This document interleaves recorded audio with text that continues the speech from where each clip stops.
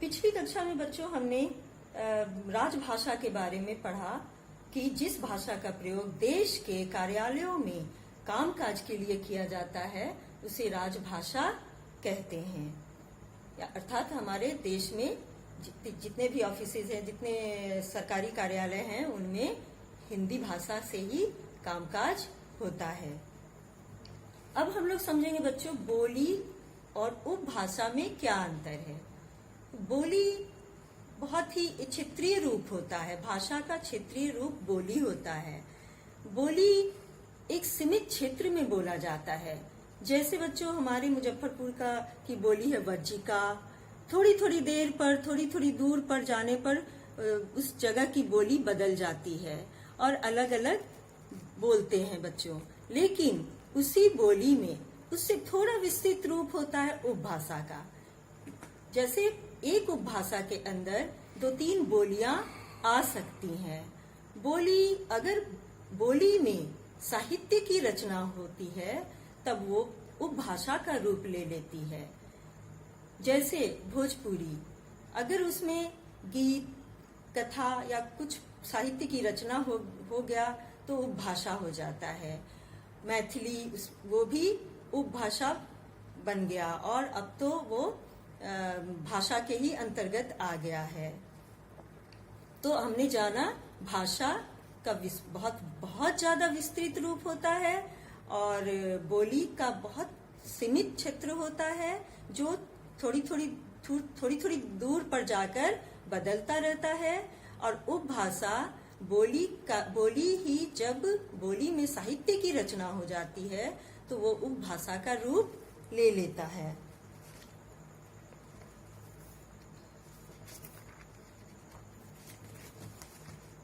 अब हम लोग बच्चों अगले टॉपिक पर आते हैं कि भाषा का मानक रूप। बच्चों कभी कभी भाषा के विस्तार और प्रचार के कारण मौखिक और लिखित रूपों में अनेक रूपता आने लगी है, जिससे अर्थ और वाक्य विन्यास में अंतर आ जाता है। हिंदी में ऐसे अक्षर व शब्द हैं जिनके कई रूप प्रचलित हैं। जैसे अण को 2 तरीके से लिख सकते हैं और अंत को भी जैसे अ और न त संयुक्त भी लिख सकते हैं या अ के ऊपर अनुस्वार डालकर और त लिख करके भी लिख सकते हैं। अंत को अ आधा न और त यानी न त संयुक्त करके भी लिख सकते हैं या फिर अंत अ के ऊपर अनुस्वार डाल के भी लिख सकते हैं। तो ऐसे में पाठक को भ्रम हो जाता है। तो देशव्यापी भाषा के प्रयोग में एक रूपता लाने के लिए मानक रूप तैयार किया गया। विद्वानों ने इसे मानक भाषा कहा है। अर्थात हम कह सकते हैं कि साक्षर लोगों द्वारा व्यवहार में लाया जाने वाला भाषा का मानक रूप मानक भाषा कहलाता है। बहुत सारे ऐसे वर्ड हैं, बहुत सारे ऐसे शब्द हैं जिसे मानक रूप दे दिया। जैसे कि दुख, तत्सम संस्कृत शब्द होता है बच्चों और तद्भव हिंदी के शब्द हैं। तो तत्सम में दुख को बीच में विसर्ग डालते हैं और लिखते हैं दुख, और जब विसर्ग हटाकर दुख लिखते हैं तो वो तद्भव रूप हो जाता है। लेकिन इसे मानक रूप दे दिया गया।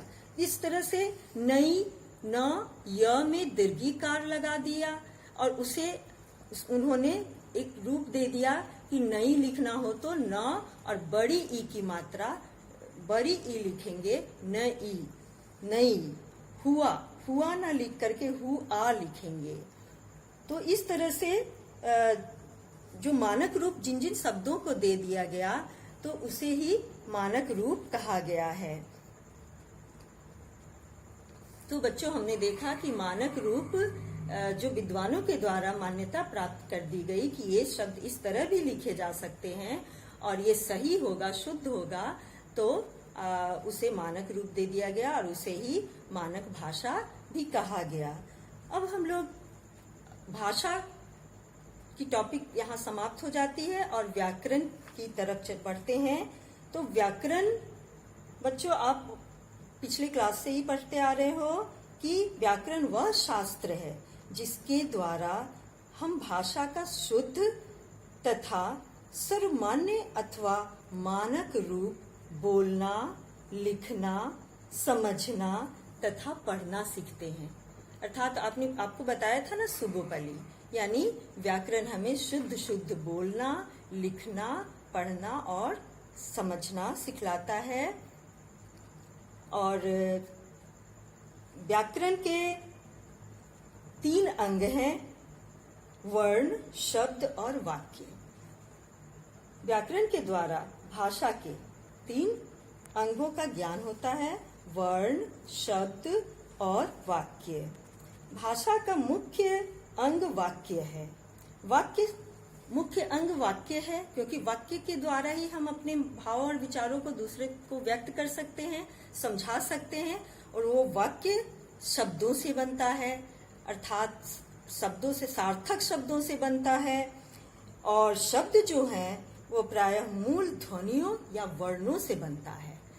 तो ये तीनों जब तक नहीं होगा, भाषा में प्रत्येक मूल ध्वनि के लिए एक चिन्ह होता है। तो इस प्रकार मोटे तौर पर व्याकरण के 3 अंग हो गए, वर्ण विचार, शब्द विचार, वाक्य विचार। क्योंकि जब हमारे मुख से ध्वनि निकलती है तो उसे लिखित रूप में उपयोग करने के लिए हमें वर्ण को समझना पड़ेगा। लिखित रूप होने पर ध्वनि वर्ण हो जाता है और वर्ण के मेल से ही शब्द बनते हैं और शब्दों के मेल से ही वाक्य बनते हैं। सार्थक शब्दों के मेल से ही वाक्य बनते हैं और वाक्य में शब्दों का व्यवस्थित क्रम होना एक नियम के तहत बहुत ही जरूरी होता है बच्चों। तभी वो वाक्य पूर्ण होता है और हम किसी व्यक्ति को अपनी बात को, अपने भाव को समझाने में सक्षम होते हैं। तो बच्चों, आपका पाठ यहाँ पर समाप्त होता है और इसके कुछ प्रश्न हैं जो हमने अभी पढ़ा है, उसी के आधार पर है कि भाषा की परिभाषा व महत्व पर अपने विचार प्रकट कीजिए। तो हमने देखा कि भाषा की परिभाषा क्या है। भाषा हमारे विचारों को आदान प्रदान करने का माध्यम है। अर्थात भाषा मनुष्य के विचारों के आदान प्रदान करने का माध्यम है। ये परिभाषा हो गई। और महत्व, यदि भाषा न हो तो हम अपने भावों को, अपने विचारों को दूसरे पर व्यक्त नहीं कर पाएंगे, दूसरे पर व्यक्त करने में सक्षम नहीं होंगे। और भाषा की जानकारी के लिए हमें वर्ण, शब्द और वाक्य का समुचित ज्ञान होना आवश्यक है। और इन सारे को व्यवस्थित रूप से सजाकर नियमों के तहत जब तक हम इसे नहीं बोल पाएंगे, नहीं लिख पाएंगे, तो लोग हमारी भाषा को, हमारे भावों को, मन के विचारों को नहीं समझ सकेंगे। इसलिए भाषा का महत्व हमारे जीवन में बहुत है, बहुत ही अत्यधिक महत्व है। भाषा का हमारे जीवन में अत्यधिक महत्व है।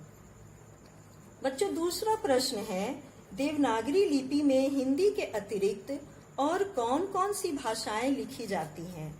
तो हमने पिछली कक्षा में पढ़ा कि देवनागरी लिपि में हिंदी, संस्कृत, मराठी, नेपाली, संथाली, कोंकणी, बोडो और कश्मीरी भाषाएं लिखी जाती हैं, देवनागरी लिपि में लिखी जाती हैं।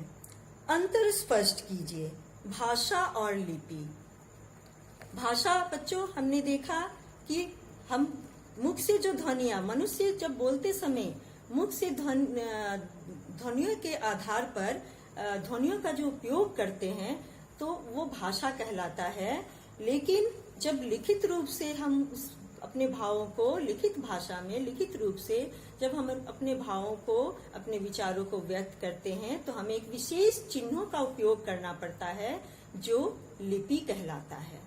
और इसलिए लिपि का महत्व भाषा में बहुत अत्यधिक है। लिपि के बिना हम अपनी भाषा को व्यक्त नहीं कर सकते हैं।